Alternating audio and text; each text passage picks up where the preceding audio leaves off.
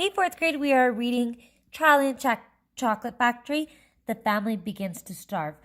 Chapter 10, page 37. All right, let's begin. During the next 2 weeks, the weather turned very cold. First came the snow. It began very suddenly one morning, just as Charlie Bucket was getting dressed for school. Standing by the window, he saw huge flakes drifting slowly down out of an icy sky that was the color of steel.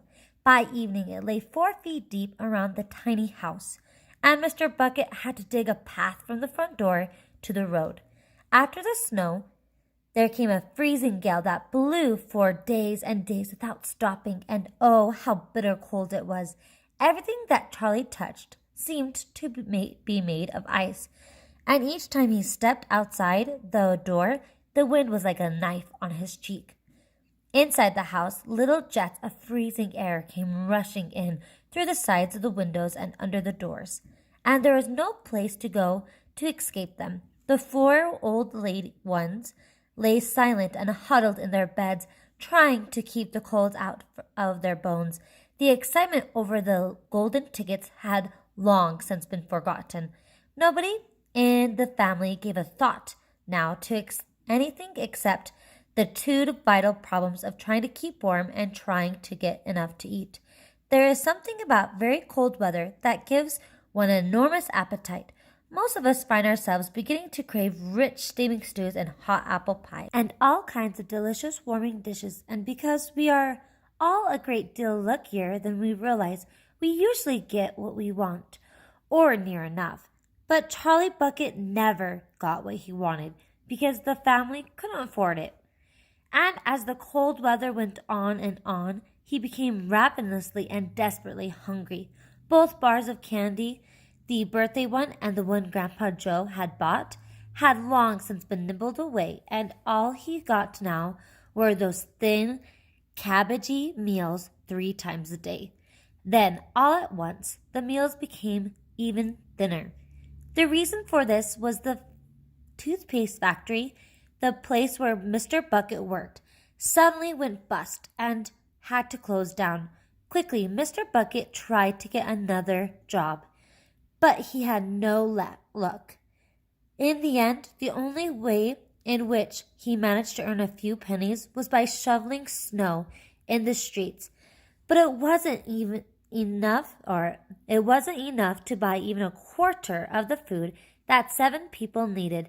The situation became desperate. Breakfast was a single slice of bread for each person now, and lunch was maybe a half a boiled potato. Slowly but surely, everybody in the house began to starve, and every day little Charlie Bucket, trudging through the snow on his way to school, would have to pass Mr. Willy Wonka's giant chocolate factory, and every day as he came near to it, he would lift his small pointed nose high in the air and sniff the wonderful sweet smell of melting chocolate. Sometimes he would stand motionless outside the gates for several minutes on end, taking deep, swallowing breaths as though he were trying to eat the smell itself.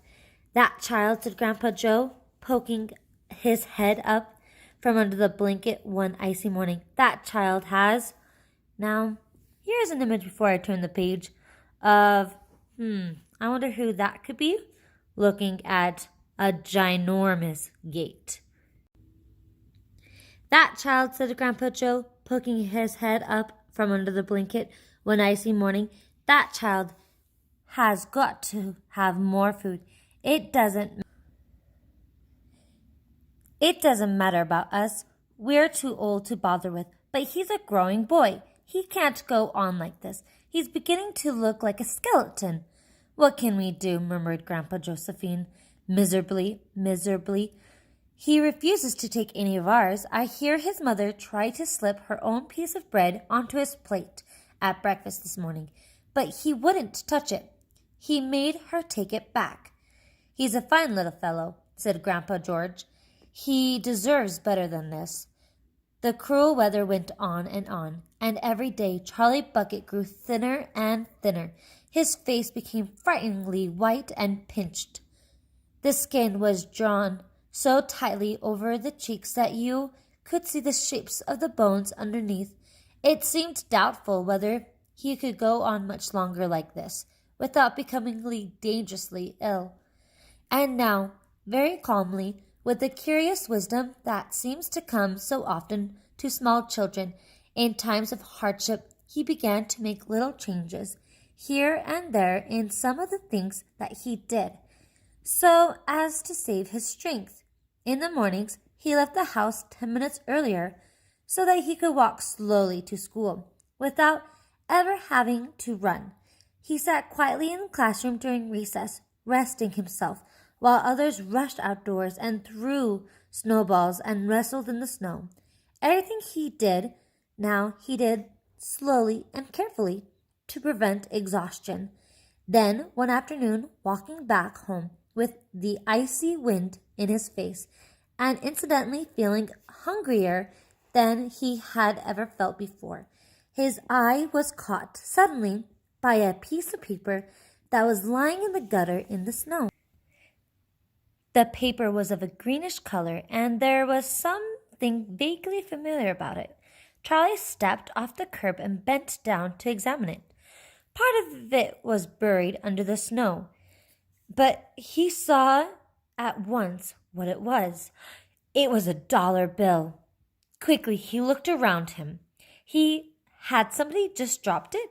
No, that was impossible because of the way part of it was buried. Several people went hurrying past him on the sidewalk, their chins sunk deep in the collars. Their chins sunk deep in the collars of their coats, their feet crunching in the snow. None of them was...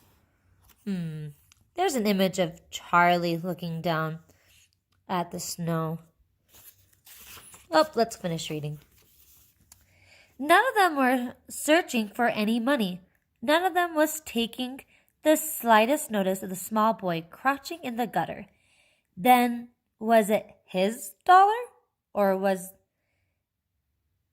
this dollar? Could he have it? Carefully, Charlie pulled it out from under the snow. It was damp and dirty, but otherwise perfect. A whole dollar. He held it tightly between his shivering fingers, gazing down at it. It meant one thing to him at that moment. Only one thing. It meant food. Automatically, Charlie turned and began moving towards the nearest shop. It was only 10 paces away. It was a newspaper and stationery store, the kind that sells almost everything, including candy, cigars, and what he would do, he whispered quickly to himself, he would buy one luscious bar of candy and eat it all up, every bit of it, right then and there. And the rest of the money he would take straight back home and give to his mother. All right, that's the end of the chapter.